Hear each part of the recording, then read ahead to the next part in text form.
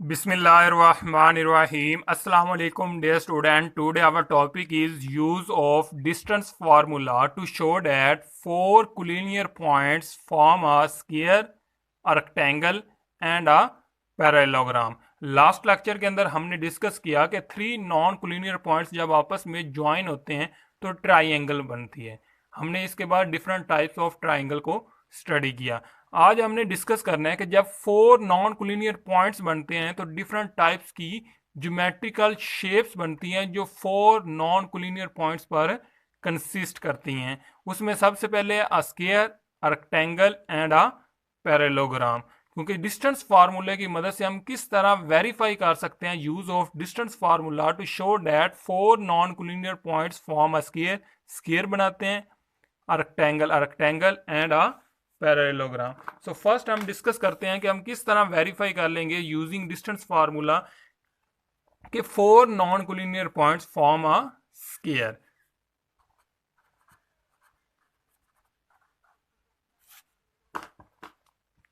Basically square क्या है? A square is a close figure formed by four non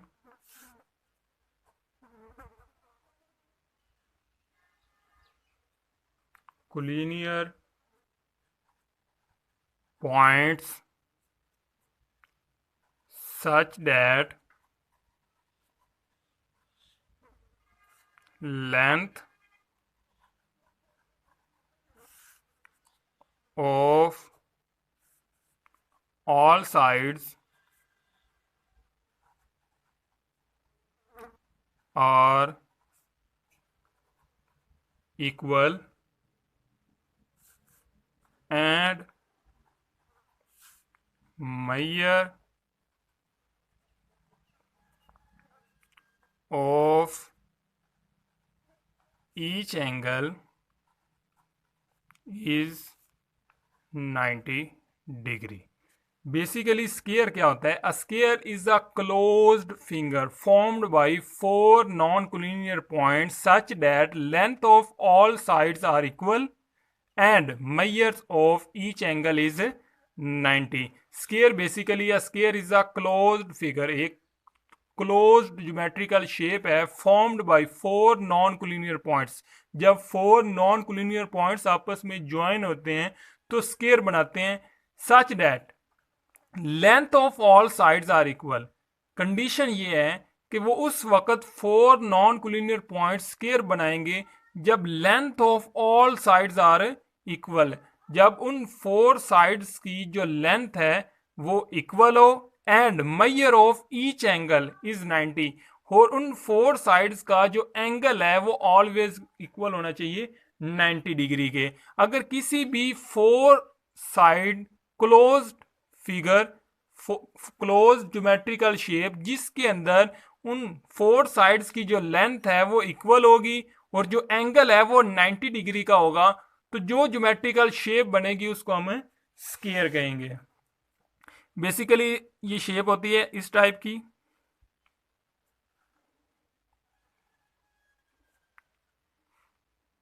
ये देखें, make each angle is 90, angle क्या होना चाहिए 90 and all sides are equal, और ऑल साइड्स की जो लेंथ है वो इक्वल होनी चाहिए। ये 2 है, ये भी 2, ये भी 2 सेंटीमीटर और ये भी 2 सेंटीमीटर। अगर किसी भी ज्योमेट्रिकल शेप के अंदर जो फोर साइड्स हैं उनकी लेंथ इक्वल होगी और ईच एंगल इज 90 होगा तो जो ज्योमेट्रिकल शेप बनेगी उसको हम स्क्वायर कहेंगे। नेक्स्ट है rectangle.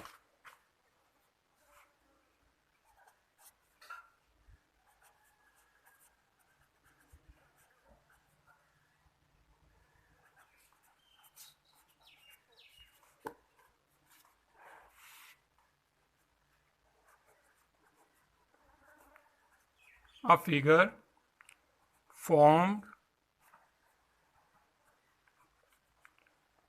in the plane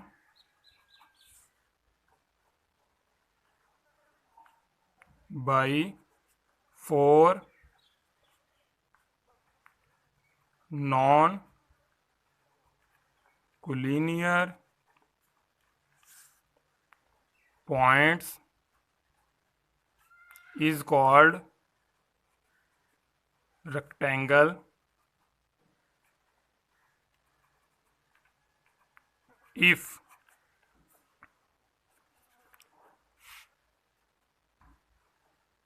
its opposite sides are equal in length and the angle of each vertex is of Meyer 90। Basically अब हम डिस्कस करेंगे कि रेक्टेंगल क्या होती है। Rectangle be a figure formed in the plane by four non collinear points. Four non collinear point से एक और ज्योमेट्रिकल शेप बनती है जिसको हम इज कॉल्ड रेक्टेंगल कहते हैं if its opposite sides are equal. अगर उस रेक्टेंगल की या उस ज्योमेट्रिकल शेप्स की जो ऑपोजिट साइड्स हैं और इक्वल, ऑपोजिट साइड्स इक्वल हो first condition, and the second condition is the angle of each vertices is of Meyer 90। और ईच वर्टिक्स पे जो एंगल बनना चाहिए वो 90 होना चाहिए। स्क्वायर के अंदर ये कंडीशन थी कि ऑल साइड्स की जो लेंथ है वो इक्वल होने चाहिए, लेकिन रेक्टेंगल में ये सिर्फ कंडीशन है its opposite sides are equal. अगर किसी भी फोर नॉन कोलिनियर पॉइंट से जो ज्योमेट्रिकल शेप बन रही है उसके अंदर उस की जो ऑपोजिट साइड्स हैं वो इक्वल लेंथ की होगी तो हम उस ज्योमेट्रिकल शेप को रेक्टेंगल कहेंगे। इसकी शेप बेसिकली होती है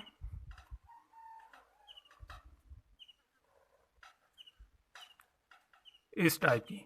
बेसिकली ये भी स्क्वायर की तरह, इसमें भी ईच एंगल इज 90, ये कंडीशन बिल्कुल स्क्वायर की ही तरह है, लेकिन इसके अंदर सिर्फ ऑपोजिट साइड सेम होती हैं। ऑपोजिट साइड्स के इट मींस दैट कि ये 2 सेंटीमीटर है तो इसकी ऑपोजिट साइड ये है तो ये भी 2 सेंटीमीटर। अगर ये 5 सेंटीमीटर है तो ये भी 5 सेंटीमीटर। अगर किसी भी ज्योमेट्रिकल शेप के अंदर ऑपोजिट साइड्स की जो लेंथ है वो सेम होगी तो उस ज्योमेट्रिकल शेप को हम रेक्टेंगल कहेंगे। Next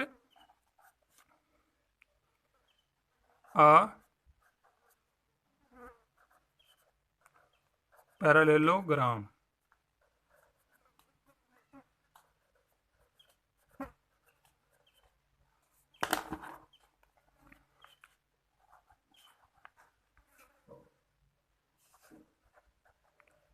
A figure formed by four non-collinear points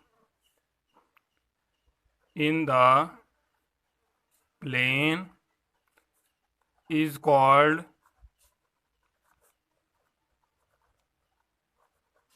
parallelogram if its opposite sides are of equal length.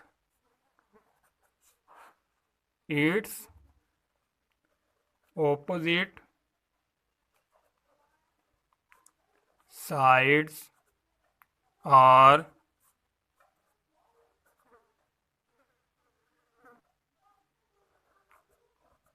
parallel. And the third condition is Meyer of none of the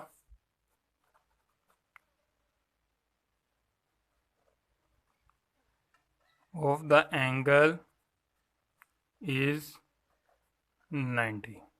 Basically, parallelogram, a figure formed by four non-collinear points in the plane, is called parallelogram. Parallelogram भी basically four non collinear points जब आपस में join होते हैं तो एक geometrical shape बनाते हैं जिसको हम पैरेललोग्राम कहेंगे इफ कंडीशन नंबर 1 है its opposite sides are of equal length. अगर उस ज्योमेट्रिकल शेप की जो ऑपोजिट साइड्स हैं उनकी जो लेंथ है वो इक्वल हो।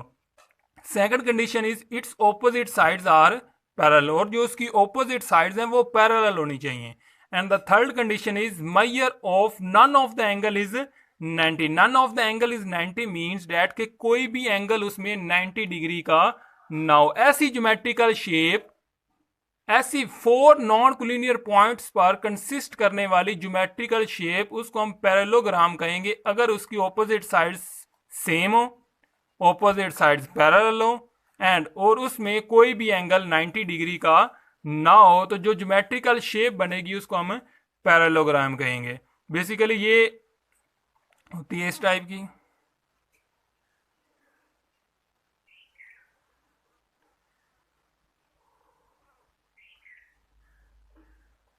ये बेसिकली पैरेललोग्राम, इसमें ये देखें ये साइड्स और ये साइड्स की जो लेंथ है वो सेम है, पैरेलल भी हैं एंड कोई भी एंगल 90 डिग्री का नहीं है, क्योंकि 90 डिग्री का एंगल बिल्कुल जब टू स्ट्रेट लाइंस आपस में इस तरह ज्वाइन होती है तो 90, और इसमें कोई भी एंगल 90 डिग्री का नहीं है, ऑपोजिट साइड सेम है और पैरेलल है, तो इस ज्योमेट्रिकल शेप को हम पैरेललोग्राम कहेंगे।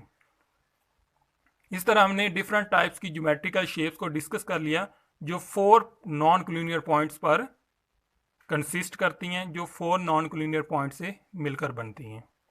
आपने इसी तरह इन टाइप्स को लर्न कर लेना है और